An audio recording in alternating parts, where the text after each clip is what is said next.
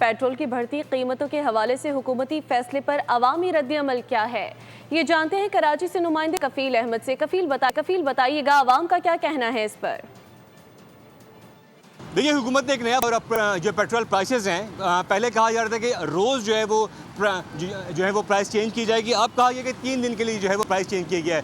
गुज़िश्ता रात की अगर हम बात कर लें, पेट्रोल की प्राइसेस जो है वो 310 से 316 रुपये कर दी गई है।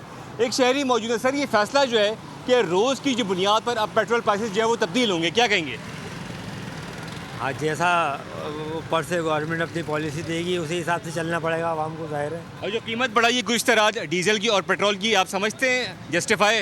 तो आपके सामने हालत सारे आपके सामने, तकरीबन सबके सामने। उनके कहने हैं कि हालात जो है वो सबके सामने हैं कि पेट्रोल की और डीजल की बढ़ती हुई कीमतें जो हैं वो हर तरह से अफरात ज़र को बढ़ा रही हैं और लोगों के लिए महंगाई जो है वो बहुत ज़्यादा मुश्किलात का बाइस बन रही है।